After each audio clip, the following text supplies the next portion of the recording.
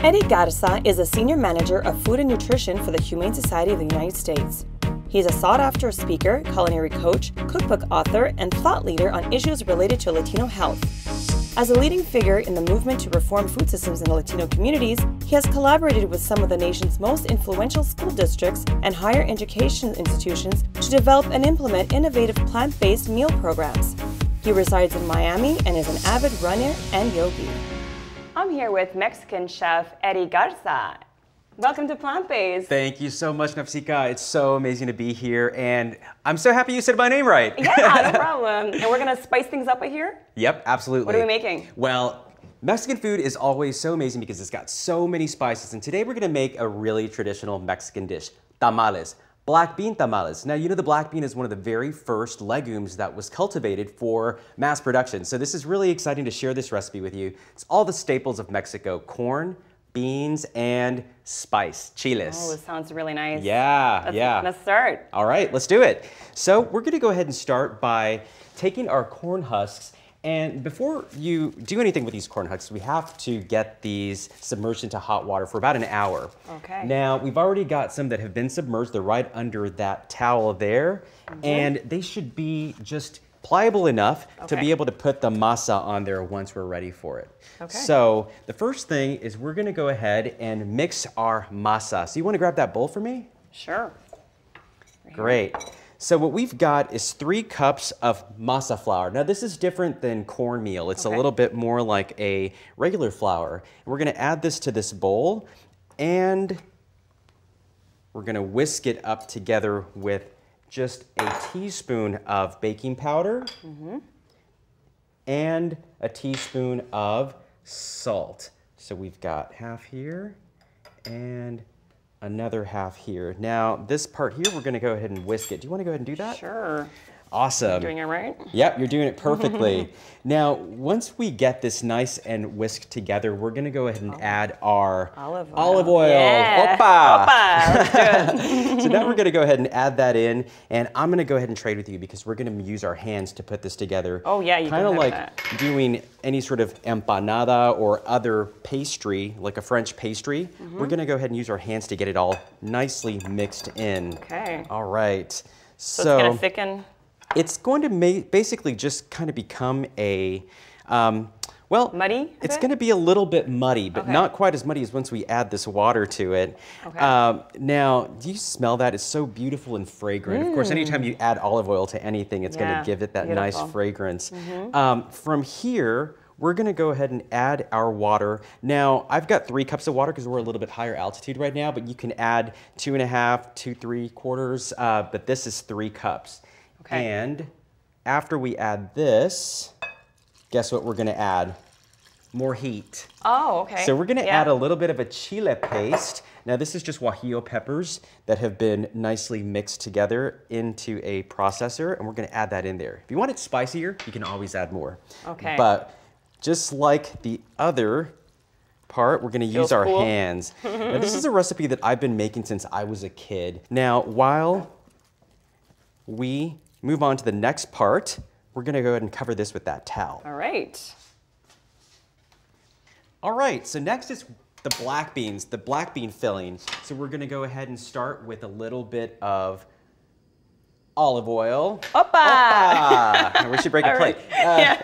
And what we're gonna do is we're gonna go ahead and saute a small onion, nicely diced, just a very fine dice. And we're gonna add a little bit of serrano pepper. If you don't want it as spicy, now serranos are pretty hot. Yeah. But if you don't want it as spicy, you can use the jalapeno pepper, which is not gonna be as spicy, but it's still gonna give you that beautiful flavor, that green flavor that's really fresh. We're gonna go ahead and get this nicely sauteed before we add the garlic, because we don't wanna burn the garlic. That's the last thing we wanna do. All right, we've got this nice sauteed. You hear that? So we're gonna let that sit for a little bit and get this garlic ready. This is just 1 large clove of garlic. Now you can add a little bit more. I like always adding a little bit more I like it a little to everything. bit. Yeah, I love garlic. Garlic is good. Yeah, very healthy for you. It is. And it's good for inflammation. It's kind of, right? It's good like, for if you have it's a cold. like taking, also like instead of taking antibiotics, you can use garlic. Right. So that's one thing for that I like to do. ear infections, for kids, and exactly. So we've got this nicely sauteed so far. We want to wait till the onions are translucent. See that beautiful bright green? Yes. I love that. And smell that. Nice. Awesome. Okay, so from here, we're going to go ahead and add our beans, our black beans. Now, we just have 1.5 cups of black beans, just regular black beans from a can. And we're going to toss those in there. So they're already soaked and everything? So they're already soaked and cooked. You can use just a regular can of beans if you're really in a hurry. You can cook them from scratch if you'd like. Otherwise, you can soak them in water for overnight, right? You can do that. While we're here, we're going to add a little bit of salt. Now, I've just got a teaspoon of salt, and we're going to toss in a 1/4 cup of cilantro. Cilantro is one of my favorite herbs. I used to grow this in my backyard when I was growing up. And now we're going to go ahead and add a cup of water and start cooking these beans down. Isn't that beautiful? All right, so now we're gonna go ahead and mash these beans. I know it seems like there are a lot of onions in here, but that's really gonna keep that mixture moist once they're in the tamales. Otherwise, it's just gonna become a big starch pocket. So you wanna keep some of them whole, but the majority of them you do wanna mash. And now we're gonna set this aside and assemble our tamales. All right, let's do it, yeah. All right, so let's go ahead and grab one of these corn husks, or like my grandma calls them, hojas. Hojas. Like All right, so what we're gonna do first is grab a nice hefty serving of these right in the center of the corn husk, and we're gonna go ahead and very evenly spread the dough. You wanna grab one of those and try this with me? Yeah, sure, I'd love to try it.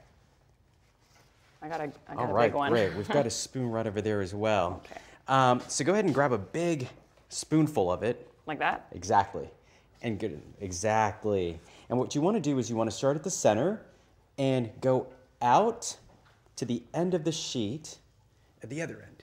Yeah, oh, I gotta turn this around, don't I? That's all right. There's really no right or wrong way to do this. It really is all about adding some nice, basically, it's a blanket around our black beans. It's beautiful. All right, you want to trade and I can finish that one up? Yeah, sure.